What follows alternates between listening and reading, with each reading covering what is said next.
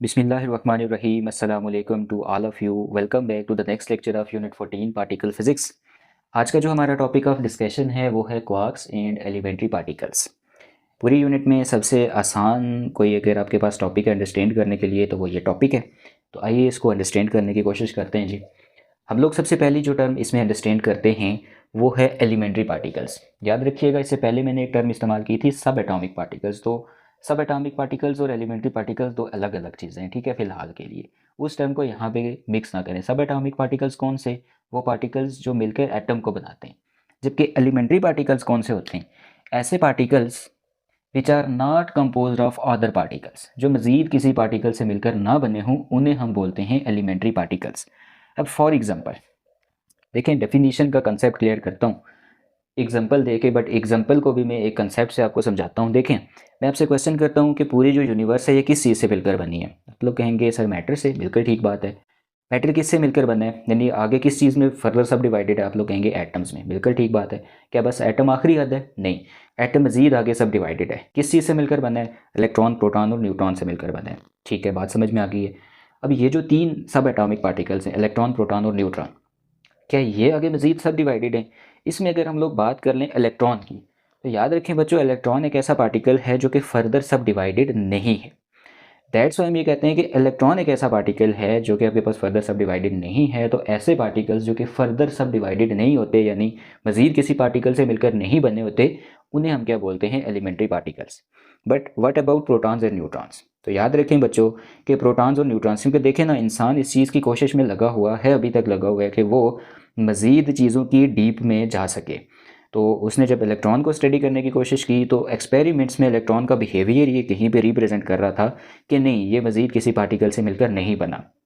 But वहीं पर जब स्टडी किया जा रहा था प्रोटॉन्स और न्यूट्रॉन्स को, तो प्रोटॉन्स और न्यूट्रॉन्स इस तरह से बिहेव कर रहे थे कि इस चीज़ को सोचने पे मजबूर कर रहे थे कि इंसान को, कि नहीं, प्रोटॉन्स और न्यूट्रॉन्स जो हैं ये एलिमेंट्री पार्टिकल्स की डेफिनेशन को पूरा नहीं करते हैं, ये मज़ीद सब डिवाइडेड होंगे। इसी ज़िमन में आपके पास 1964 में टू साइंटिस्ट, मुर्रे जेलमैन और जॉर्ज ज़ीवेक, इन्होंने क्वार्क्स थ्योरी पेश की कि नहीं, प्रोटॉन और न्यूट्रॉन ऐसे पार्टिकल्स हैं जो कि फर्दर सब डिवाइडेड हैं, और ये जिस पार्टिकल से मिलकर बने उसे हम क्या बोलते हैं? क्वार्क। और याद रखें कि 1964 के बाद जस्ट 4 ईयर्स उसके बाद स्टैनफोर्ड लीनियर एक्सीलरेटर सेंटर में एक एक्सपेरिमेंट के दौरान फर्स्ट टाइम क्वार्क की जो एग्जिस्टेंस थी एक्सपेरिमेंटली, उसको भी प्रूव कर लिया गया। तो यहाँ से फिर इब्तदा होती है जी क्वार्क्स की, जिसने जो इन साइंटिस्ट ने थ्योरी पेश की थी कि नहीं भाई, ये प्रोटॉन और न्यूट्रॉन जो है ना, ये इतने कोई सैंपल नहीं है, ये मज़ीद सब डिवाइडेड हैं, और ये जिन पार्टिकल से मिलकर बने उन्हें हम क्वार्क्स कहेंगे। तो यहाँ से फिर इब्तदा होती है जब 1968 में इन क्वार्क्स को फर्स्ट टाइम डिस्कवर भी कर लिया गया। और याद रखें बच्चों, हम लोगों ने ये पढ़ रखा है कि जहाँ पे कोई पार्टिकल एग्जिस्ट करेगा तो अकॉर्डिंग टू सीपी सिमेट्री आपके पास उसका एंटी पार्टिकल भी एग्जिस्ट करेगा। तो याद रखिएगा कि आपके पास अगर क्वार्क्स एग्जिस्ट करते हैं तो आपके पास इनके जो एंटी क्वार्क्स हैं वो भी एग्जिस्ट करेंगे। ठीक है, जितने भी क्वार्क्स एग्जिस्ट करते हैं, जितने भी टाइप के क्वार्क्स एग्जिस्ट करते हैं, उन तमाम के एंटी क्वार्क्स भी मौजूद होते हैं। बात समझ में आ गई है यहाँ तक? ओके, अब हम लोग डिस्कस करते हैं जी टाइप्स ऑफ क्वार्क्स। क्वार्क्स कितने टाइप के हैं? तो जनाब, क्वार्क्स की जो टाइप है आपके पास ये हैं 6, यानी 6 तरह टाइप्स कहते हैं, या अक्सर कहीं पे आपको ये लिखा हुआ मिलेगा टाइप्स, या इसको अक्सर फ्लेवर्स भी लिखा हुआ होता है। ठीक है, how many flavours of quarks या how many types of quarks. तो जो आपके पास क्वार्क्स हैं ये होते हैं 6 तरह के, यानी 6 तरह के फ्लेवर में ये आपके पास अवेलेबल हैं। ओके, क्या कहें जी? Up quark, down quark, charm quark, strange quark, top quark और बॉटम क्वार्क। अच्छा, अब इनके बारे में हम लोग डिटेल से पढ़ते हैं बच्चों। याद रखें कि इनके बारे में जो डिटेल है, ठीक है, तो वो जस्ट इन्फॉर्मेशन है, यानी वो कोई कंसेप्ट नहीं है कि मैं आप लोगों को डिलीवर कर सकूं। लाइक जैसे आप लोग अगर मेरे बारे में इंफॉर्मेशन चाहते हैं, ठीक है, मेरा नाम क्या है, मैं कहाँ रहता हूँ, मेरी एजुकेशनल क्वालिफ़िकेशंस क्या हैं, अच्छा जी, एंड किस एरिया में मैं रहता हूँ, किस कंट्री का हूँ, मेरा के फादर नेम क्या है, एट्सेट्रा। देखिए, ये चीज़ें ऐसी हैं कि ये आपको समझने की ज़रूरत तो नहीं है, ये इन्फॉर्मेशन है, इसको याद रखा जाता है। इसी तरह से ये जो आपके पास क्वार्क्स के फ्लेवर हैं, ये जो 6 फ्लेवर्स आप लोग देख पा रहे हैं, तो इनके बारे में भी जो इन्फॉर्मेशन है वो याद रखने वाली समवट बात है। ओके, बहरहाल आपको मैं एक टेक्निक ज़रूर बताऊंगा कि इसको याद कैसे रखना है। देखें, अप डाउन एक दूसरे के अपोजिट हैं, तो जब भी आप क्वार्क्स के बारे में स्टडी करेंगे, अभी हम डिटेल में देखते हैं इसको, तो अप डाउन को इकट्ठा करना है, चार्म स्ट्रेंज को इकट्ठा करना है, टॉप और बॉटम ये आपने इकट्ठा करना है। यानी कंपैरिजन में जब आप याद रखेंगे ना तो आपको ये चीज़ें ऑटोमेटिकली याद हो जाएंगी, ठीक है। अच्छा, अब बात ऐसी है कि अप एंड डाउन क्वार्क, इसको मैं आप लोगों को समझाता हूँ। आप लोगों को देखें, इस साइड पे अगर आप देखें तो आपको अप क्वार्क जो है वो शो हो रहा होगा। आई बिलीव कि ये जगह मेरे पास वीडियो में कवर हो रही हो, जबकि दूसरी साइड पे आपको जो है वो डाउन क्वार्क शो हो रहा होगा। या तो लेफ़्ट राइट हो सकता है या टॉप बॉटम, जहाँ पे भी एडजस्ट हुआ मैं आपको एडजस्ट करके तो बताता हूँ। अब ज़रा आप सबसे पहले देखें कि ये जो हमने क्लासिफिकेशन की टाइप्स की बात कर लें या अगर आप इनकी फ्लेवर्स की बात कर लें, तो अगर आप देखें तो अप क्वार्क्स के बारे में पहली बात क्या लिखी है कि these are the lightest among all the quarks, that is why they are more stable among all the 6 quarks flavour. कि ये लाइटेस्ट होते हैं जो आप क्वार्क हैं, इसी वजह से बाकी क्वार्क के फ्लेवर में की निस्बत ये सबसे ज़्यादा स्टेबल हैं।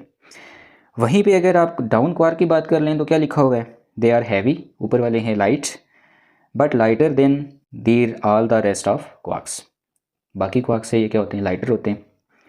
इसी तरह से ऊपर अगर आप देखें तो देयर मैस रेंजेस फ्राम, ये मैं आप क्वार्क की बात कर रहा हूँ, 1.7 से लेके 3.7 mega electron volt per c square. अच्छा, ये मेगा इलेक्ट्रॉन मैस की तो यूनिट आपके पास किलोग्राम होती है, ये मेगा इलेक्ट्रॉन वोल्ट कहाँ से आ गई है समझाता हूँ। आप लोग ने यूनिट 13 में स्पेशल थ्योरी ऑफ रिलेटिविटी के वन ऑफ द कॉन्सिक्वेंसेज में ये बात पढ़ी होगी कि आपके पास according to Einstein equation E is equals to M C square होता है। यहाँ से अगर हम मैथ्स की यूनिट देखें तो क्या बनेगी, m is equals to E divided by C square. Energy की यूनिट इलेक्ट्रॉन वोल्ट, यानी जो माइक्रोस्कोपिक लेवल के ऊपर याद रखें कि देखें मैंने पहले भी बताया कि आपके पास चीज़ों को दो तरह से स्टडी किया जाता है, मैक्रोस्कोपिक लेवल पे और माइक्रोस्कोपिक लेवल पे, ठीक है। तो मैक्रोस्कोपिक में अमूमन जूल का इस्तेमाल होता है, जब आप माइक्रोस्कोपिक पे आएंगे तो वहाँ पे इलेक्ट्रॉन वोल्ट, या बिगर यूनिट की बात कर लें तो आपके पास मेगा इलेक्ट्रॉन वोल्ट यूज़ होता है। तो एनर्जी की यूनिट आ गई मेगा इलेक्ट्रॉन वोल्ट और पर ये सी स्क्वायर। तो ये आपके पास है इलेक्ट्रॉन के, ये जो क्वार्क्स के जो मैसेज लिखे गए हैं mega electron volt per c square, तो ये यहाँ से लिखे गए हैं, okay.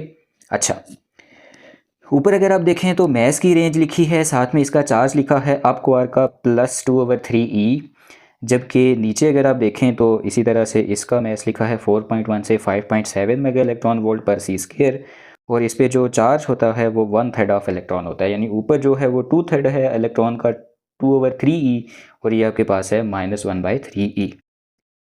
They are denoted by u, जबकि इनका जो एंटी क्वार्क है उसके ऊपर यू के ऊपर बार लगा के रिप्रेजेंट किया जाता है। यानी अगर अप क्वार्क है आपके पास यू, तो इसका जो एंटी क्वार्क है, एंटी अप क्वार्क, इसको हम किस तरह से, इसको भी यू से ही करेंगे बट इसके ऊपर बार लगा देंगे। अगर इसका देखें तो डाउन क्वार्क के लिए डी से रिप्रेजेंट करेंगे और ऊपर बार लगा देंगे। तो आई गेस ये बात तो आप लोग समझ होंगे। देखें, इसमें कोई समझाने वाली बात है नहीं, जस्ट इन्फॉर्मेशन है वो आप लोगों तक डिलीवर कर रहा हूँ। अच्छा जी, it is the first generation quark and it is the first generation quark, दोनों की बात इसी तरह से। फिर आप लोग कंपैरिजन कर लें चार्म क्वार्क और स्ट्रेंज क्वार्क का, तो देखें पहली बात कि these quarks have the mass about 1280 mega electron volt per c square, जबकि दूसरे का जो है वो 996 mega electron volt per c square है। It is 100 of time more massive than up and down quarks, ऊपर वालों से मैसिव हैं जी। अच्छा, it is the second generation quark, नीचे वाले भी देखें तो it is the second generation quarks, they have charge of 2/3 electron, यानी 2/3 ऊपर बिल्कुल उसी तरह से ही है जैसे आपके पास अप क्वार्क का था। और जबकि नीचे वाला देखें तो यानी स्ट्रेंज क्वार्क की बात कर रहा हूँ, वो अगर आप देखें तो -1/3e है। उसी तरह से कि जो चांद क्वार्क है उसको सी से रिप्रेजेंट करते हैं और जो इसका एंटी क्वार्क है उसको सी के ऊपर बार से रिप्रेजेंट करते हैं। यहाँ पे अगर आप देखें तो एस से और एस के बाहर से रिप्रेजेंट करेंगे, आसान आसान सी बातें। They are a very long life, strange quark के बारे में एक बात लिखी हुई है कि they have very long life, even they can live 100,000, यानी 1,00,000 ज़्यादा गुना longer than the similar particles, okay. आसान सी बातें लिखी हुई हैं, ज़्यादा डिटेल में जाने की ज़रूरत नहीं है। इसी तरह से टॉप क्वार्क और bottom quark, Top quark, these quarks are the heaviest among all the quarks and have the mass about 137 पर।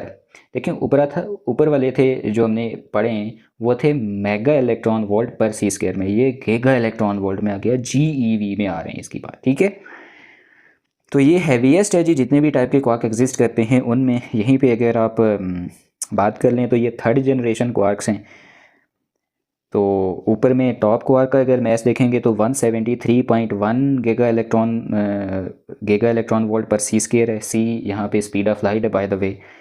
जबकि जो जो बॉटम क्वार्क है आपके पास वो आपके पास है 4.18 giga electron volt per c square, third generation quark. और जो आपके पास चार्जेस हैं इसी तरह से, एक पे 2/3 ऑफ इलेक्ट्रॉन है प्लस और एक पे -1/3 है जी इलेक्ट्रॉन। टॉप को टी से और एंटी को टी के ऊपर बार लगा के, बॉटम को जो है वो बी से और एंटी को बी के ऊपर बार लगा के। अच्छा जी, it is not stable particle even it decay before it has an opportunity to form hadronic bound state. अब ये हेड्रॉनिक बॉन्ड स्टेट्स क्या है, ये जो हमारा नेक्स्ट टॉपिक आ रहा है जी हेड्रॉन्स वाला, उसमें हम लोग डिटेल से डिस्कस कर लेंगे। तो देखें, बोर होने की ज़रूरत नहीं है, आसान सी बातें आप लोगों को ये साइड बाय साइड डिस्प्ले हो रही थी तो आप लोग देख सकते हैं कि जस्ट एक कंपैरिजन करके आप लोगों ने बातों को जो है वो लिखना है। इसमें समझाने वाली तो कोई बात है सच है नहीं कि मैं आपको अब ये बताऊं कि ये मैस कितना है और चार्ज कितना है, स्पिन कितनी है, एट्सेट्रा एट्सेट्रा। तो ये इन्फॉर्मेशन है, याद रखें। हाँ, ये ज़रूर याद होना चाहिए कि क्वार्क्स आपके पास कितनी तरह के होते हैं। क्वार्क्स आपके पास हैं जी 6 फ्लेवर्स में, इनके चार्जेस ज़रूर याद रखें। देखें, हमने आई थिंक अप की बात की, चार्म की बात की और टॉप की बात की। ये चीज़ वापस से देखिए मैं कंफर्म भी कर लेता हूँ, या आप लोग देख लीजिएगा। अप, चार्म और ये जो है आपके पास दिस वन, इनके अगर आप बात कर रहे हैं चार्जेस के तो ये +2/3 हैं, जबकि डाउन, स्ट्रेंज और बॉटम ये -1/3 है। ये चीज़ याद रखने वाली है। इनके मैसेज आप लोग याद रख लें, कौन सा हैवीएस्ट है, कौन सा लाइटेस्ट है, कौन सा स्टेबल है और कौन सा ज़्यादा स्टेबल नहीं है। ये 2-4 बातें हैं जो कि MCQs के पर्सपेक्टिव में कहीं पे पूछी जा सकती हैं, तो इनको आप लोग अच्छी तरह से याद रख लें। ठीक है, ओके, ये बात क्लियर हो गई है जी। अच्छा, इसमें एक कंसेप्ट आता है जी, यहीं पे मैं लिख लेता हूँ, चौथा वो है कलर चार्ज। अब कलर चार्ज से मतलब क्या है? अच्छा, आप लोग हैरान हो रहे होंगे कि यह क्वार्क में फ्लेवर भी आ रहे हैं, कलर भी आ रहे हैं, ये कोई कॉस्मेटिक्स की चीज़ है या क्या चीज़ है, कोई पार्टिकल हुआ या कोई कॉस्मेटिक की प्रोडक्ट होगी आपके पास? तो बहरहाल देखिए, आपके पास ऐसा है कि फ्लेवर्स तो हम लोगों ने डिस्कस कर लिए हैं कि 6 हैं।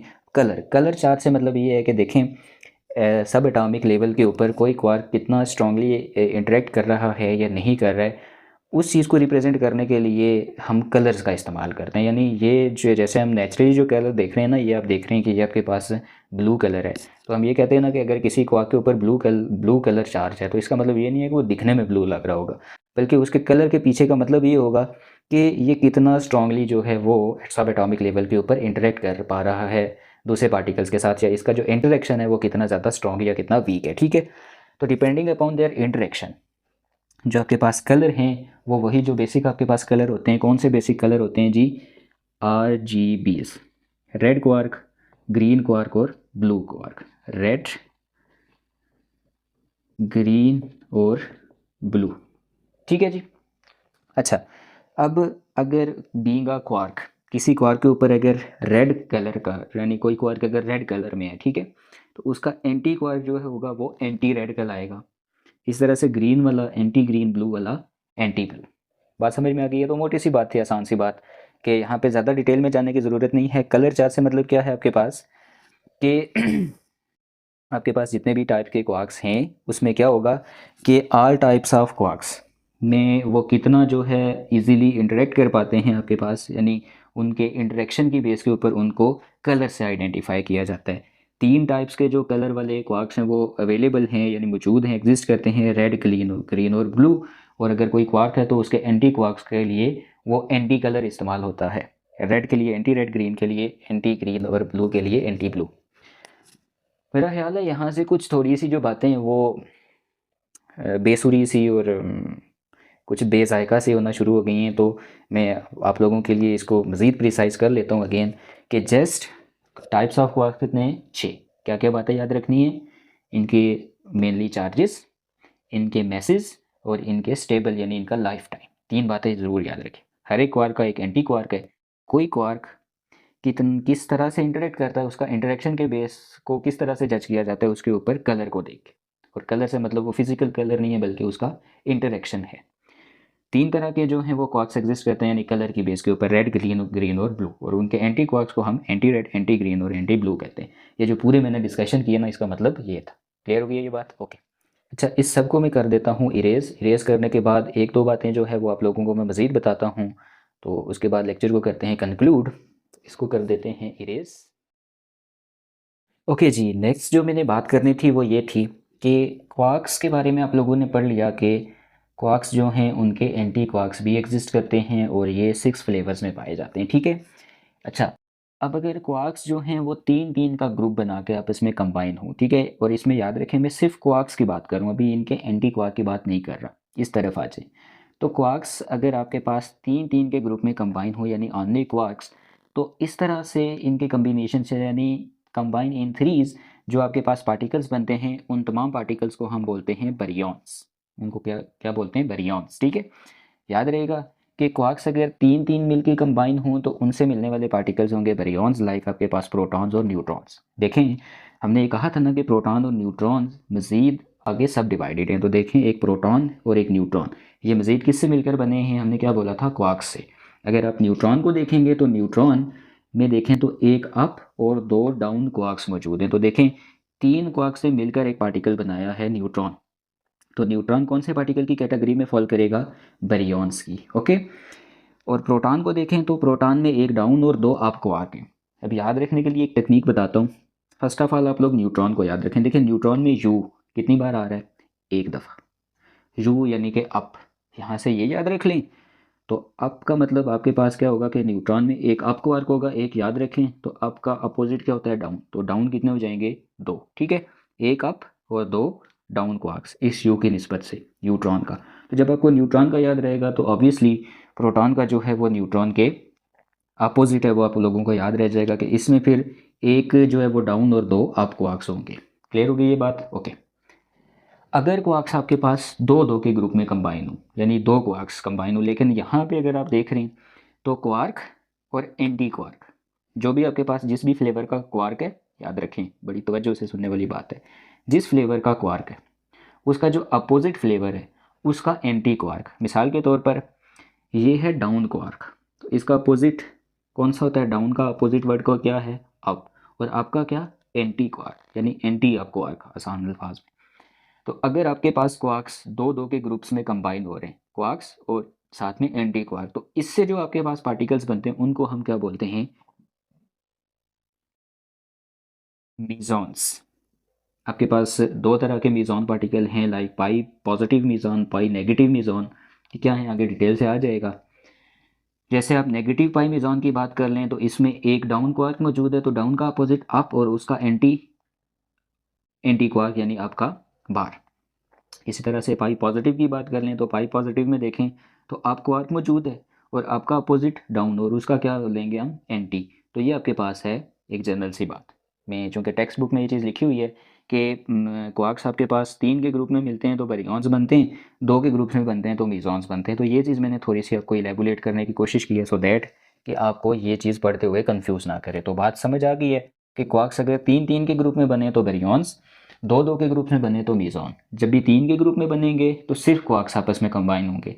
जब भी 2 के ग्रुप में कंबाइन होंगे तो एक क्वार्क होगा, एक उसी का जो अपोजिट फ्लेवर वाला क्वार्क है उसका एंटी क्वार्क शामिल होगा। इज दैट क्लियर और नॉट? इसमें अब अगर कहीं पे एमसीक्यू में पूछा जाता है कि आपके पास जो प्रोटॉन्स और न्यूट्रॉन्स हैं ये बेरियॉन्स हैं या मेसॉन्स हैं, तो आप लोगों को फ़ौरन क्लिक हो जाना चाहिए कि प्रोटॉन में चूंकि 3 क्वार्क्स हैं लिहाजा ये बेरियॉन। मीज़ॉन कौन से ग्रुप से हैं तो ये आपको याद होना चाहिए। तो आई बिलीव कि ये अब आप लोगों को चीज़ कन्फ्यूज़ नहीं करेगी। ठीक हो गया। एक और चीज़ आप लोगों को मैं एट द एंड ये भी बताऊं कि देखिए हमने ये भी पढ़ा था कि हमारे पास जितने भी पार्टिकल्स हैं, ठीक है, उसमें ये मीज़ॉन्स भी आ जाएंगे, उसमें ये बेरियॉन्स भी आ जाएंगे। इन पार्टिकल्स को 2 ग्रुप्स में कैटेगराइज किया जाता है। कौन कौन से हैं वो?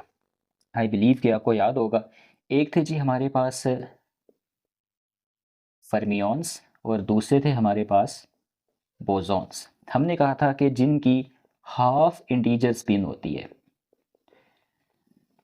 हाफ इंटीजर स्पिन वाले जो पार्टिकल्स हैं वो आपके पास हैं फर्मियॉन्स, और जिनके स्पिन जो है वो इंटीजर स्पिन होती है, ये आपके पास क्या होते हैं, ये होते हैं हमारे पास बोसॉन्स। अच्छा, इसमें अब याद रखें कि ये जो फर्मियॉन्स हैं आपके पास, इन्हीं को हम मैटर पार्टिकल्स भी कहते हैं। इनको हम कौन से पार्टिकल्स कहते हैं, मैटर पार्टिकल्स कहते हैं। आपके पास जो बोसॉन्स होते हैं, बोसॉन्स को हम फोर्स पार्टिकल्स भी कहते हैं। फोर्स पार्टिकल इसलिए कहते हैं कि देखें, यूनिवर्स में 4 बेसिक फोर्सेस एग्जिस्ट करती हैं, gravitational, weak nuclear force, strong nuclear force और इलेक्ट्रोमैग्नेटिक फोर्स। तो देखें, ये लेक्चर में हमारे पास डिटेल से ये बात आ रही है कि ये फोर्सेस किस तरह से बनती हैं। तो वहाँ पे हम लोग देखेंगे कि एक टाइप के पार्टिकल का एक्सचेंज होता है हर एक टाइप की फोर्स में, यानी अपने हर एक फोर्स का रिस्पॉन्सिबल एक एक पार्टिकल है। तो वो जो बेसिकली पार्टिकल्स हैं वो सारे के सारे किस फैमिली से बिलोंग कर रहे होते हैं, बोसॉन से, इसलिए उनको हम फोर्स पार्टिकल भी कहते हैं। ठीक है, पर हाल डिटेल में हम वहाँ से भी देख लेंगे। तो ये था हमारा आज का लेक्चर जी, जिसमें हम लोगों ने सबसे पहले देखा कि एलिमेंट्री पार्टिकल्स क्या होते हैं। एलिमेंट्री पार्टिकल्स को पीरियोडिक टेबल में मौजूद एलिमेंट्स की तरह जो है वो डिफरेंट टेबल में, यानी कि डिफरेंट प्रॉपर्टीज़ की बेस के ऊपर कैटेगराइज किया गया। टेबल आप लोग डिस्प्ले हो रहा होगा, देख सकते हैं जी, यहाँ से टेक्स्ट बुक पर भी मौजूद है, वही चीज़ मैंने यहाँ पर डिस्प्ले की है। एलिमेंट्री पार्टिकल्स के ही इंट्रोडक्शन से हम लोगों ने जो है वो क्वार्क्स की दुनिया में अपना कदम रखा, जहाँ पे हमने ये देखा कि क्वार्क्स थे क्या, ये किस तरह से इनके बारे में थ्योरी दी गई और किस तरह से इनको डिस्कवर किया गया, एक जर्नल से इन्फॉर्मेशन मौजूद है। उसके बाद हमने क्वार्क्स के जो है वो टाइप्स, फ्लेवर या कैटेगरीज देखी। उसके बाद फिर हम लोगों ने इनके ऊपर कलर चार्ज की बात की। उसके बाद फिर हम लोगों ने देखा कि क्वार्क्स जो है वो किस तरह से कम्बिनेशन करेंगे, तो डिफरेंट टाइप के कम्बिनेशन से किस किस फैमिली के आपके पास पार्टिकल्स बन सकते हैं। और एट द एंड हम लोगों ने अगेन फिर उसी चीज़ को दोबारा से, यानी यहाँ तक तो आप जानते थे, ये चीज़ आप लोगों को मैंने नई सिरे से बताई कि फर्मियॉन्स को मैटर पार्टिकल और बोसॉन्स को हम लोग फोर्स पार्टिकल भी कहते हैं। तो आई बिलीव कि आप लोगों को ये लेक्चर जो है वो समझ आ गया होगा। किसी भी किस्म की कोई कन्फ्यूजन है तो आप लोग कमेंट सेक्शन में ज़रूर पूछ सकते हैं। एक चीज़ मैंने जो है वो अभी डिस्कस नहीं की है, वो ये भी लिखा हुआ है कि जो आपके पास क्वार्क्स हैं वो हेड्रॉन्स भी बनाते हैं। अब हेड्रॉन्स पे चूँकि अलग से टॉपिक मौजूद है, वो बात यहाँ पे अगर मैं पहले कर लेता तो आप लोग कंफ्यूज होते कि ये हेड्रॉन क्या बला है। तो बहरहाल उसको, इस बला को उसी के जो है वो घर में देखते हैं। अब ये जो हमारा इंशाल्लाह नेक्स्ट टॉपिक होगा हेड्रॉन्स का, उसी में आप लोगों से मुलाकात होती है। तब तक के लिए अपना ख्याल रखिएगा। अल्लाह हाफिज़।